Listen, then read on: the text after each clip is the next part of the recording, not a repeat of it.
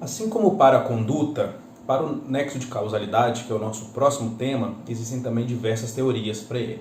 Tá? Nós vamos usar a teoria aqui que o Código Penal adotou no artigo 13 do Código Penal. Nós vamos usar a teoria da equivalência das condições, ou da condição sine qua non, que por incrível que pareça, nesse caso, ficou mais fácil entender pelo latim. Por quê? Porque quando a gente usa essa condição, a gente entende essa condição sine qua non, que é a condição sem o qual não, fica mais fácil de entender a teoria do que se a gente for entender pela teoria da equivalência das condições. Mas vamos lá, o que diz essa teoria da equivalência das condições? Nós já tivemos a conduta e nós tivemos o resultado. Então pensem que a conduta está aqui e o resultado está aqui, ok? E só que essa conduta tem que ter gerado esse resultado. E é isso que nós estamos estudando, esse nexo de causalidade. A conduta do agente gerou o resultado? Se sim, nós temos o nexo de causalidade ali. Se não, nós não temos o nexo de causalidade. E qual teoria que o código escolheu? Como eu disse para vocês, essa teoria da equivalência das condições. Como é que funciona isso? Nós vamos pegar uma linha do tempo e vamos pensar num homicídio. Vamos lá. A gente vai voltando essa linha do tempo. Se essa pessoa não tivesse dado tiro na outra, teria acontecido homicídio? Não. Se esse tiro não tivesse acertado, teria acontecido homicídio? Não. Se a pessoa não tivesse vindo a falecer, não teria acontecido homicídio?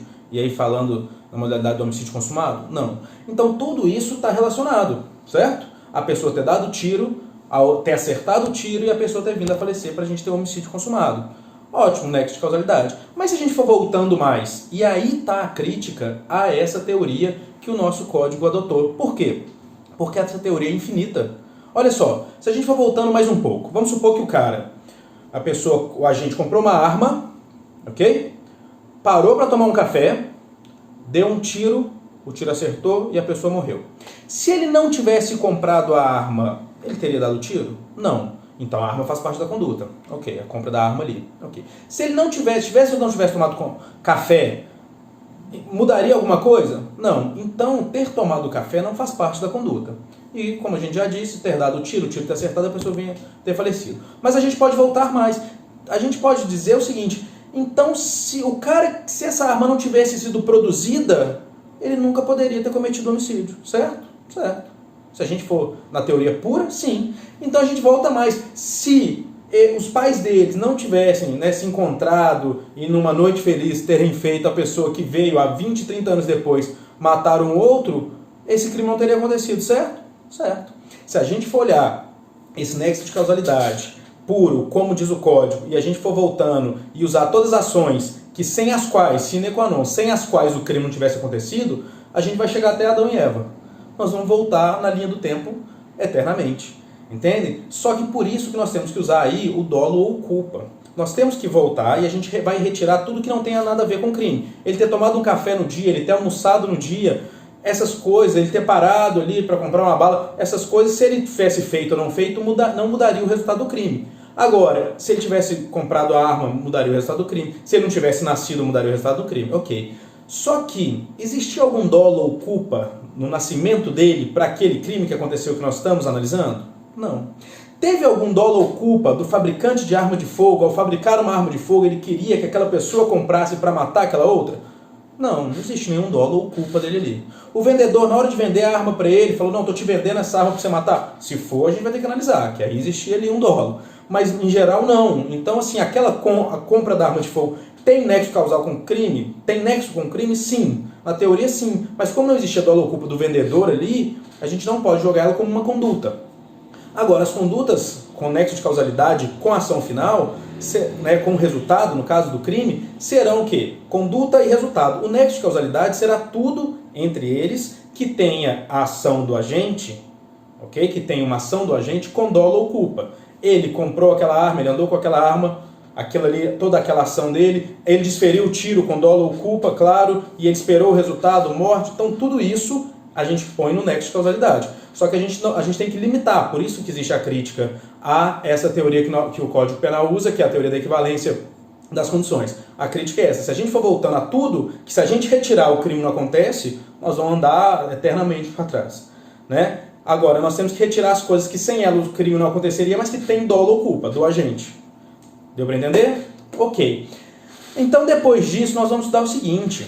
Então, nós entendemos aí que para acontecer um crime, nós temos que ter a conduta, o resultado e um nexo de causalidade entre eles. A conduta do agente tem que ter um nexo com o resultado. O agente dá um tiro na pessoa, o tiro acertar e a pessoa vir a falecer. Tudo isso é um nexo de causalidade da conduta do agente com o resultado, que é o falecimento de um crime de homicídio consumado, né?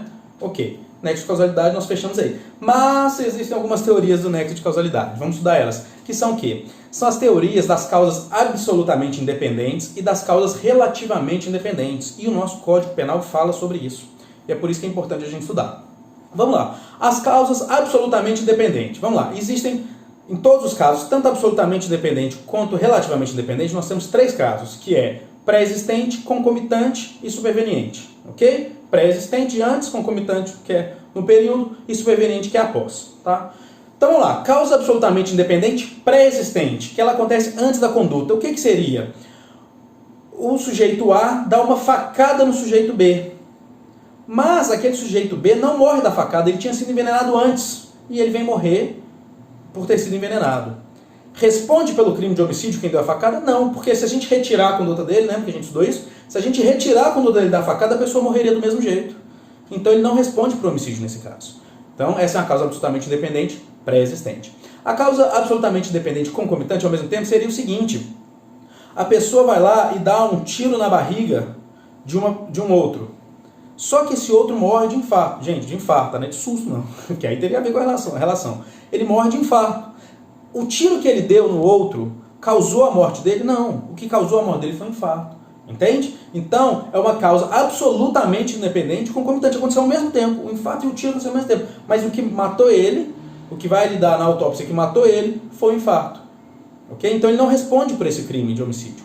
O mesmo caso acontece na causa absolutamente independente, superveniente. O que seria isso? Que acontece na causa que acontece depois. Dá uma facada na pessoa que poderia até vir a morrer por aquilo. Mas, alguns minutos depois, ela tem uma bala perdida e atinge a cabeça dela e ela morre por ali, por aquele tiro de bala perdida.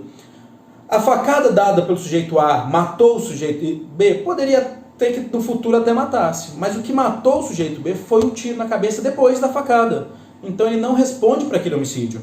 Por quê? Porque ali ele teve uma causa absolutamente independente, superveniente.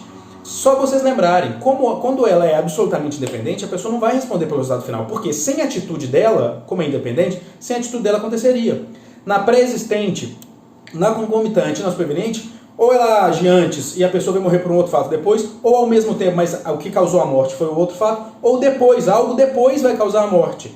É independente da atitude dela. Se nós retirarmos a conduta desse autor aqui, a morte aconteceria. Então ele não responde, por mais que ele tivesse a intenção de matar.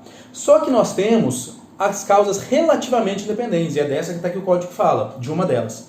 E do mesmo jeito, nós temos a pré-existente, a concomitante e a superveniente.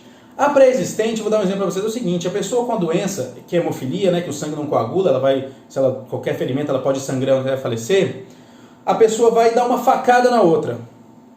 Essa facada não mataria ela, mas como ela tem essa doença, ela tem hemofilia, ela vem a falecer. E aí? Se a gente retirar a ação dela de dar a facada, o outro faleceria? Não. Mas a facada por si só, se fosse uma pessoa comum, mataria? Também não. Esse caso é o que gera mais divergências. Alguns doutrinadores entendem que, de todo caso, como a ação dele deu causa final, ele responde por homicídio. Alguns doutrinadores defendem que, se ele sabe que a pessoa tem hemofilia, ele responde por homicídio. Se ele não sabe, ele responde só pela lesão corporal. Então nós temos uma divergência doutrinária aqui, tá? Então agora a gente está tratando das causas relativamente independentes. Relativamente, porque a ação dele teve influência na morte. Agora, quando é concomitante, vamos lá. Causa relativamente independente concomitante. Ocorre de forma simultânea com a conduta. Olha só, a pessoa toma uma facada, A dá uma facada em B. O B, assustado, sai correndo e um carro atropela ele. Se ele tivesse tomado aquela facada, não tivesse tomado aquela facada, ele sairia correndo no meio da rua? Não. Nesse caso, responde pelo crime de homicídio. Porque, por mais que a intenção seria só lesionar, seria só dar a facada, a pessoa se assustou por causa da facada, então ela é relativamente independente, teve relação, não foi ele que estava no carro e que atropelou. Ele não teve a intenção nem de matar, nem de atropelar. Mas ele deu a facada, a pessoa se assustou, correu para o meio da rua e aí ele morreu atropelado. Sem a facada ele morreria atropelado? Não. Então, mas ele responde por homicídio, porque ele deu causa. Então é uma causa relativamente independente, concomitante. Ok? Agora, nós temos que separar bem a causa relativamente dependente superveniente. Por quê?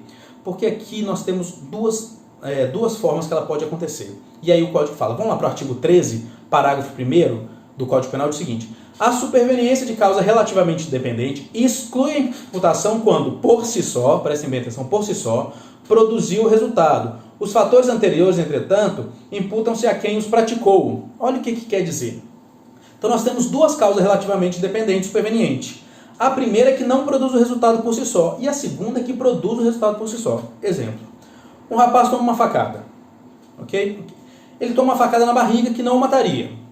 Ele entra na ambulância, o cara da ambulância dirige, né, de forma totalmente imprudente, causa um acidente, ele nesse acidente bate a cabeça e morre. Se ele não tivesse tomado a facada, né, nesse caso, ele estaria na ambulância? Não, se ele não estivesse na ambulância, ele não morreria. Ok, então é uma causa relativamente dependente e superveniente, porque foi depois. Ok, mas a facada seria suficiente para matá-lo? Também não. Então, nesse caso, entende que ele responderá por tentativa de homicídio. Não responderá pela simples lesão corporal, nesse caso, né, porque ele teve a intenção de matar, deu uma facada ali com a intenção de matar, mas o cara veio a morrer de um acidente que ele teve dentro de uma ambulância. E só aconteceu porque o rapaz da ambulância foi totalmente imprudente. Porque se ele tivesse sido levado ao hospital de forma normal e ali ele tivesse curado, ele não teria matado, não teria morrido. Ok? Então, nesse caso,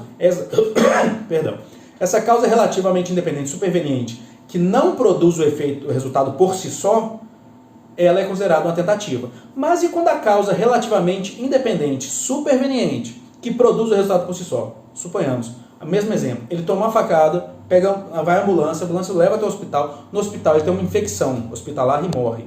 Se ele não tivesse tomado a facada, ele teria ido ao hospital e tido infecção hospitalar? Não. Mas olha só, ele causou essa infecção ou um terceiro causou a infecção nele? Não, é uma coisa que realmente pode acontecer a qualquer pessoa que estiver no hospital. Então, se ele toma uma facada, entra na ambulância, normal, vai até o hospital, e ali ele tem uma infecção hospitalar e morre, quem deu a facada responde por homicídio, mesmo que aquela facada não fosse suficiente para matá-lo. A pessoa tem que responder por homicídio, porque se não tivesse dado a facada, ele não teria ido para o hospital e não teria pego aquela infecção. E aquela infecção foi consequência da facada, entende? Causa relativamente dependente, superveniente, que por si só produz o resultado. Ela é uma consequência da facada. O outro caso, não. O motorista é dirigido completamente, né, de forma errada como ele dirigiu, e o cara ter morrido, batido a cabeça ali dentro, não foi produzido pela facada, foi produzido pela imprudência do motorista. Aqui não, aqui o cara vai para a ambulância, vai tomar uma facada, vai para o hospital, e ele tem uma infecção hospitalar, que pode ocorrer. É um caso fortuito, pode ocorrer. E aí, essa infecção hospitalar é devida à facada. E aí, nesse caso, responde por homicídio. Perfeito, gente? Terminamos aqui nexo causal. Vamos para a próxima?